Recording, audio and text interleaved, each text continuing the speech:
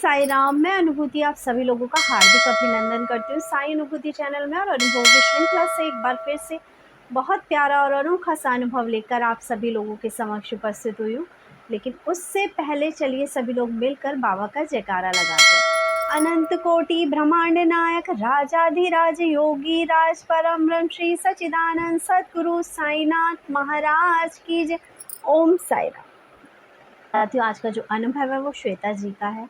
और श्वेता जी के बारे में मैं आपको बताना चाहूँगी कि श्वेता जी जब 16 ईयर की थी तो इनको एक बार बहुत तेज़ बुखार चढ़ा और उसके बाद इनको हॉस्पिटल में एडमिट कराया गया। ये 1 हफ़्ते के लिए कोमा में गई, उसके बाद ठीक हुई और उसके बाद इनकी आँखें चली गई, यानी इनकी आँखों की रोशनी जाती रही। ये कहती हैं दीदी कि आँखों का जाना मेरी ज़िंदगी का सबसे दर्दनाक पल था, क्योंकि मैं एक बहुत ही ब्रिलियंट स्टूडेंट रही हूँ, हमेशा से टॉपर रही थी। और जब मेरी रोशनी भगवान ने मुझसे ले ली तो मैं बहुत नाराज़ हुई भगवान से और बहुत मुझे गुस्सा आया कि मैंने हमेशा, आज भी वे बाबा से सिर्फ विद्या मांगती हैं। आज भी ये बाबा से ये कहती कि बाबा, जो डिज़र्व करता हूँ उसको ही वो चीज़ मिलनी चाहिए। ये क्या कहती हैं दीदी, क्योंकि हम आर्य समाज से बिलोंग करते हैं तो हम ज़्यादा बाबा वगैरह को नहीं मानते। ये कहती हैं, लेकिन दीदी जब इस बीच मेरा विज़न जाता रहा, उसके बाद मेरे कानों में आवाज़ आई, शिरडी आजा, शिरडी आजा। उस टाइम पर बाबा को बहुत अच्छी तरह से नहीं जानती थी ये, लेकिन इन्होंने, जब इनके कानों में ये आवाज़ पड़ी तो इन्होंने ये जवाब दिया कि मैं शिरडी कैसे आ जाऊँ, मुझे तो शिरडी के बारे में पता भी नहीं है। फिर इनके किसी रिलेटिव के द्वारा इन्हें बाबा के बारे में पता चला, शिरडी के बारे में पता चला। ये किस तरह से शिरडी गए ये हम आपको बाद में बताएंगे, लेकिन जो इनका अनुभव है वो, मैं ये कहूँगी, प्रेरणा से भरा हुआ है। हम हाथ पैर सलामत होते हुए, आँखें होते हुए, ज़ुबान साथ देते हुए ढंग की, हम फिर भी इतने डीमोटिवेट हो जाते हैं और बाबा को दोष देने लगते हैं। लेकिन आप इस बच्ची की जब जीवन की जो कथा है, जो व्यथा है इनकी सुनोगे, तो आपके अंदर एक दृढ़ विश्वास आएगा कि जब ये बच्ची इस स्थिति में भी बाबा के नाम का सिमरन और बाबा को थैंक्स करना नहीं भूलती, तो हम लोग इतने व्याकुल और इतने, जिसे बोलेंगे, बेसब्रे क्यों हैं, क्यों हम इतने सारे सवाल और जवाब बाबा से कर लेते हैं और हम सबूरी नहीं रख पाते हैं। जबकि बाबा के 2 ही मंत्र हैं, श्रद्धा और सबूरी। जो ये अनुभव है श्रद्धा का और सबूरी का ही है।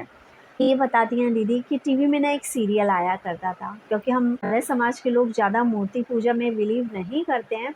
और जब मैं ये सीरियल देखा करती थी तो मुझे ना ये वाली चीज़ आती थी कि इसमें जो बाबा है वो ये कह रहे हैं कि मैं ही ब्रह्मांड हूँ।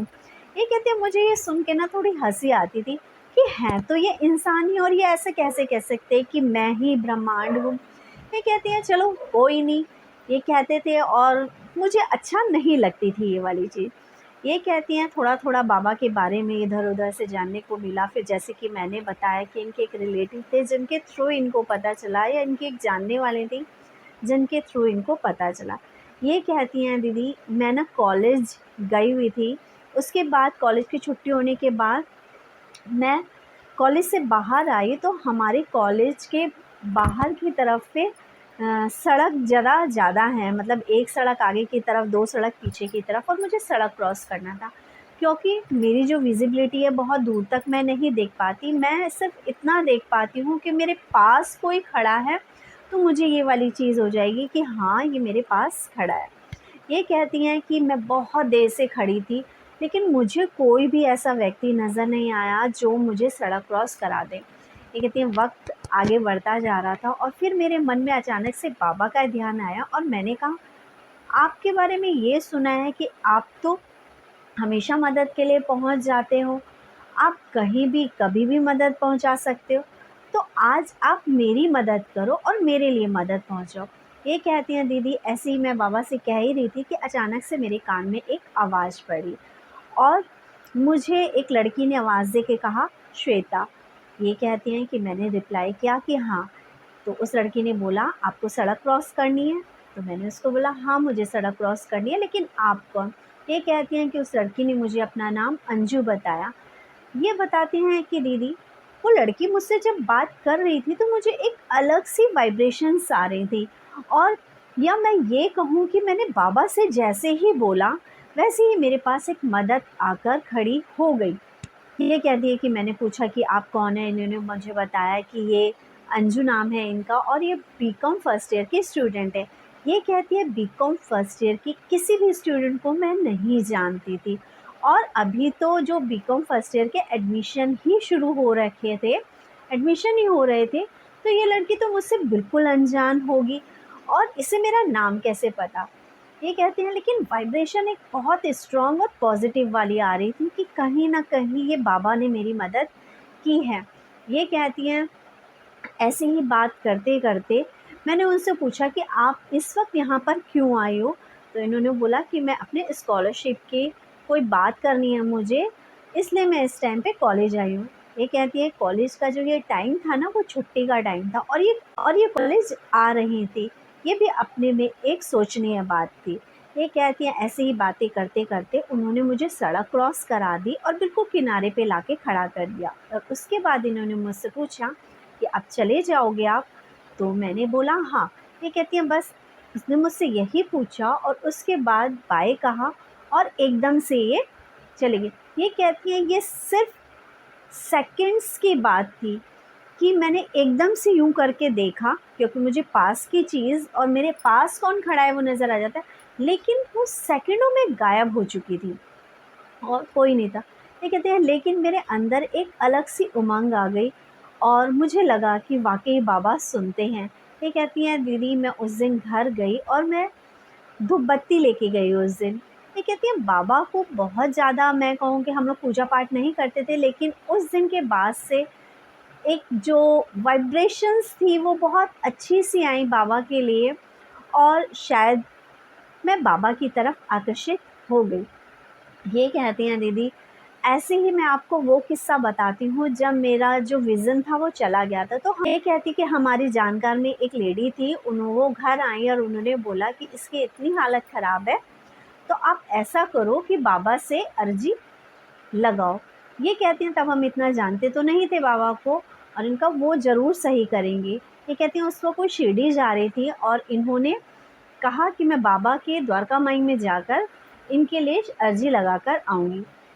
ये कहती हैं कि वो शिरडी से आईं तो इन्होंने उदी भी दी और ये अर्जी लगाकर आईं, और इन्होंने बोला देखना बाबा 1 हफ़्ते में सब कुछ सही करेंगे। ये कहती हैं ये 1 हफ़्ते के बाद हमारे घर आईं और पूछा कि कुछ फ़र्क पड़ा? क्योंकि उन्होंने उदी इनको पीने के लिए भी दी थी और लगाने के लिए दी थी। ये कहती हैं लेकिन मेरी स्थिति में कोई सुधार नहीं था। ये कहती हैं वो बड़े, जिसे बोलते हैं ना, बहुत विश्वास से आई थी और उन्होंने बोला कि ऐसा हो नहीं सकता कि कुछ भी फ़र्क ना पड़ा हो। ये कहते हैं लेकिन क्योंकि हमें कुछ भी फ़र्क नहीं नज़र आया था उस वक़्त, तो हमने मना कर दिया और ये चले गए। ये कहते हैं लेकिन उस दिन शाम को ऐसे ही पता नहीं कुछ हुआ, मैं कुछ काम कर रही थी या कुछ ऐसे ही बैठी थी, मेरी आइज़ में कुछ हुआ और मैं अपनी आँखों को मसलने लगी। ये कहती हैं तब अचानक से काफ़ी देर मसलने के बाद मुझे अपनी एक फ़िंगर हिलती हुई नज़र आई, और तब मुझे ये वाली चीज़ हुई कि वाक़ई कि आज मुझे थोड़ा दिखने लगा है, और ये कहीं न कहीं हो ना हो ये उस उदी का ही कमाल था जो उन्होंने मुझे दी थी। ये कहती हैं तब थोड़ा-सा एक विश्वास था जो बाबा के प्रति जागा कि हाँ, बाबा वाक़ई सुनते हैं। उसके बाद इन्होंने उसको इन्फ़ॉर्म किया होगा कि थोड़ा-सा हल्का धुंधला दिखना शुरू हुआ, क्योंकि बहुत टाइम बाद इन्होंने अपने आँखों से अपनी उँगली को हिलते हुए देखा था। ये कहती हैं बस ये कुछ पल थे और कुछ ऐसी चीज़ें हुई हमारे साथ के प्रति हम अट्रैक्ट होते चले गए। ये कहती हैं दीदी बस मैं क्या कहूँ, मेरी ज़िंदगी का ये एक बहुत दर्दनाक पल था कि जब मेरा विज़न चला गया। मैंने हमेशा से बाबा से विद्या ही मांगी। ये कहती हैं कि दीदी जब मेरा विज़न चला गया उसके बाद मेरा शायद हर चीज़ से मन हट गया, मैं पढ़ना भी नहीं चाहती थी। लेकिन मेरे मम्मी और मुझे कहीं लेके गए जहाँ मेरी काउंसलिंग हुई, वहाँ उन्होंने मुझे मोटिवेट किया कि नहीं पढ़ना चाहिए, कि बहुत सारे लोग हैं ऐसे जो ऐसी स्थिति में भी आगे बढ़ रहे हैं। फिर किसी तरह से मैंने अपना मन बनाया और मैंने अपनी पढ़ाई जारी करी। ये कहती हैं कि जो मेरी छोटी सिस्टर है, उन्होंने मेरा बहुत साथ दिया। 9th क्लास में इनकी छोटी सिस्टर थी, इनके पेपर्स लिखे तब उन्होंने। बीए के पेपर भी इनकी छोटी सिस्टर ने ही लिखे। बीएड के पेपर, एमए के पेपर सब इनकी छोटी सिस्टर ही लिखती थी। ये कहती हैं दीदी कि जब आपके अंदर कोई डिसेबिलिटी होती है ना, तब लोग ना आपको उस डिसेबिलिटी के होते हुए आपको जज करते हैं। लोग आपको ये विश्वास नहीं करते कि आप कर सकते हो इस चीज़ को। आपको हर स्टेप पे ना ये प्रमाण देना होता है कि आप कर सकते हैं। ऐसे ही ना जाने कितने बार प्रमाण मैंने दिए हैं कि हाँ, मैं कैपेबल हूँ, मैं कर सकती हूँ।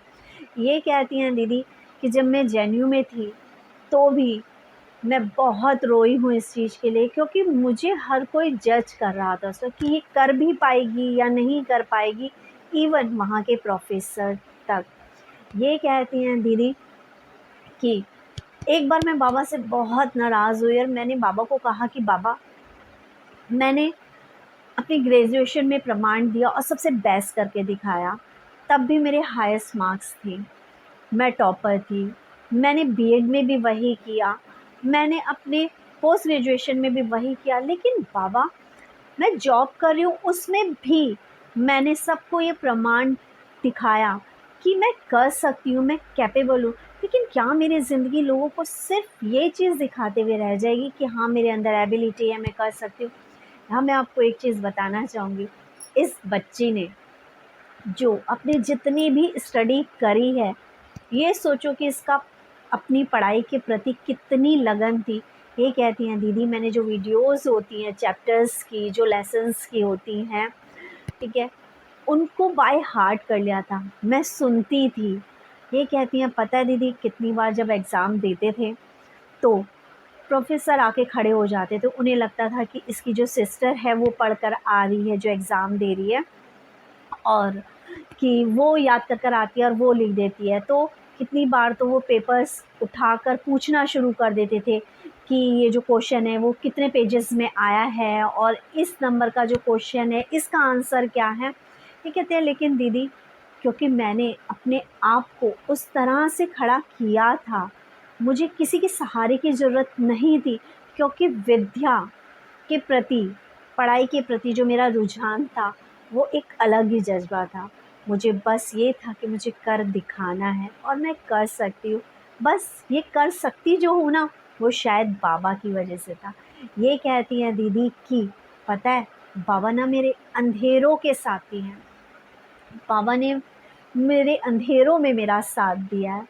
ये कहते हैं कि भले ही आज जब मैं लोगों को विश्वास से बताती हूँ कि बाबा ऐसा करते हैं, बाबा के सानिध्य से, बाबा के प्यार से और बाबा की ब्लेसिंग से इतना सब कुछ हो जाता है, तो लोग मुझ पे बिलीव नहीं करते। मुझे गुस्सा आता है, मुझे बुरा लगता है। क्या वो ये नहीं देख पाते कि बाबा की ब्लेसिंग की वजह से मेरी एक चीज़ भले ही गई, लेकिन बाबा ने मुझे सबसे अलग खड़ा करा लाके। बाबा ने मुझे बेस्ट बनाया। मैं भी यहाँ पर यही कहूँगी श्वेता जी कि वाक़ई आँखें होते हुए लोग 10th या 12th क्लियर नहीं कर पाते। आँखें होते हुए लोग अपनी पढ़ाई को कंप्लीट नहीं कर पाते।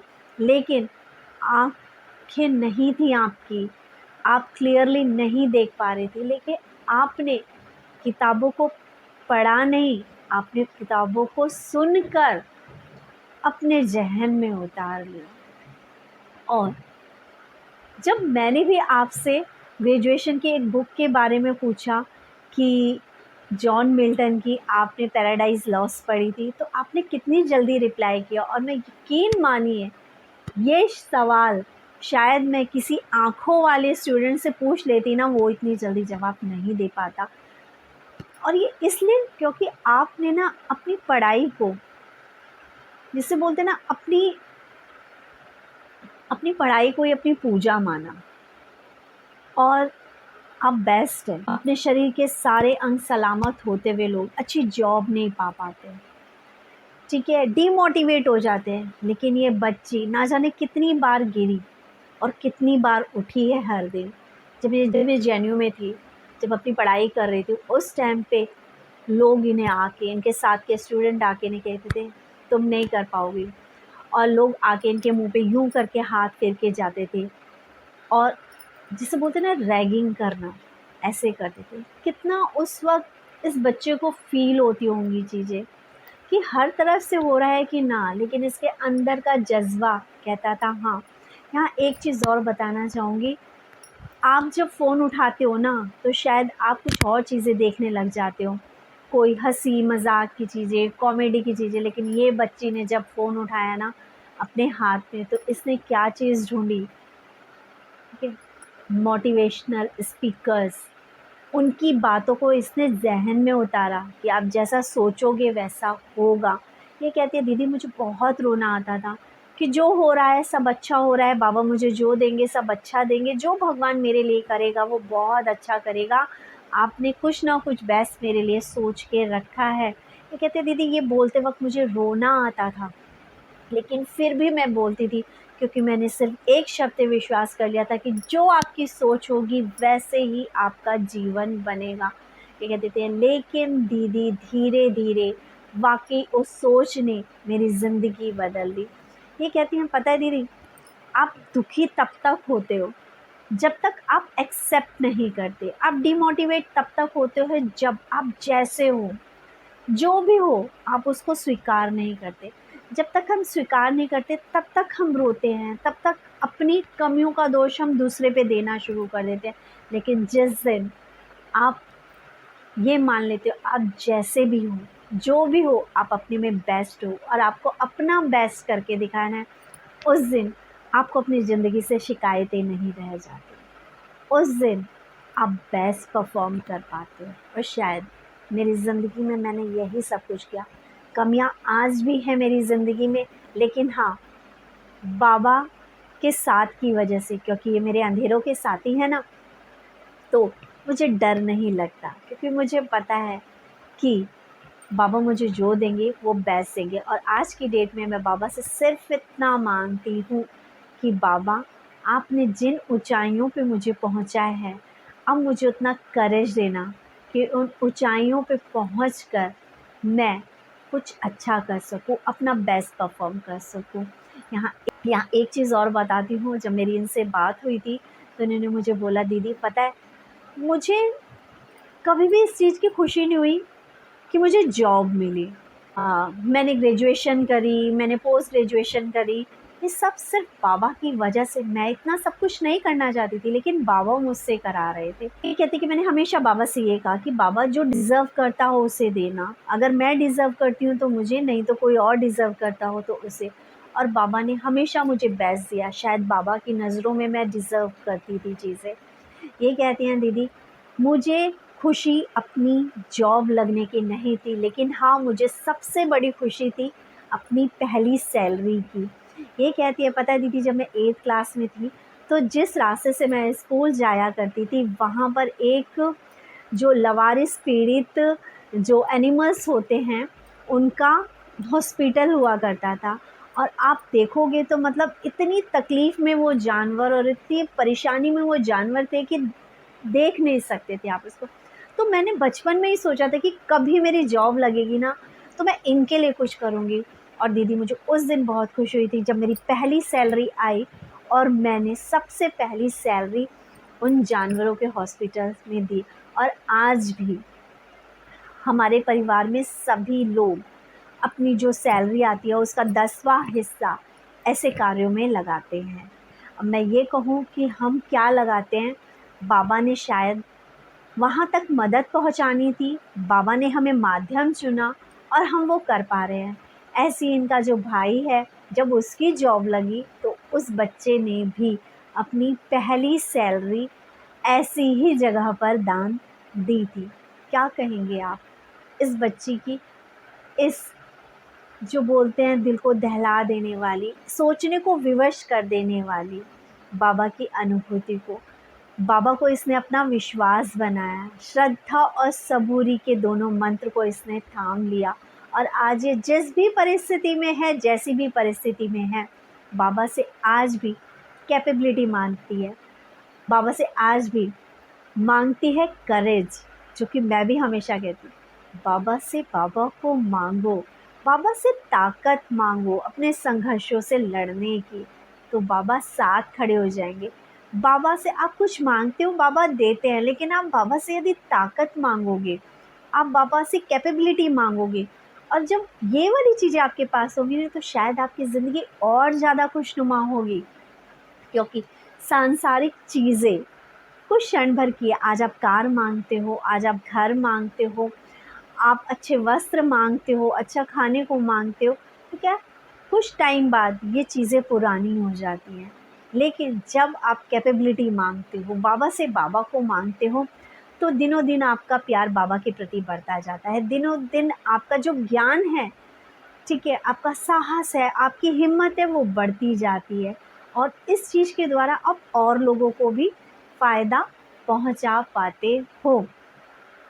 मैं यहाँ पे श्वेता को बहुत बहुत थैंक्स कहूँगी, और प्रार्थना करते हैं हम सभी लोग, क्योंकि श्वेता जी के लिए डॉक्टर्स ने कभी ये नहीं कहा कि इनका विज़न नहीं आएगा। श्वेता जी के लिए डॉक्टर ने हमेशा कहा कि इनका विज़न वापस आएगा। तो हम सभी आज मिलके जो जो भी इस वक्त इस वीडियो को देख रहा है, वो बाबा से प्रार्थना करें कि बाबा, इस बच्चे के जिसने अपनी कमियों को एक्सेप्ट कर कर आपके श्रद्धा और सबूरी के मंत्रों को कस के थाम लिया है, बाबा आप इसके आंखों की रोशनी ज़रूर वापस दें, और बहुत जल्द आपकी आंखों की रोशनी आए। मैं अपने मोहिनी बाबा से ये प्रार्थना करती हूँ कि बाबा, जिस तरह से आप मुस्कुराते रहते हो, और जो जो आपको देखता है, आप उसके जीवन में दुख और परेशानी के टाइम पे भी मुस्कुराहट भर देते हो, ऐसे ही हमारी श्वेता की ज़िंदगी में उसकी रोशनी देकर हमेशा के लिए मुस्कुराहट भर दो। इसी के साथ चैनल को ज़्यादा से ज़्यादा शेयर करें, लाइक करें और सब्सक्राइब करें, और जो भी अनुभूतियाँ आपके पास अभी हैं, वो चैनल के साथ शेयर करना ना भूलें। ओम साई राम, जय साई राम।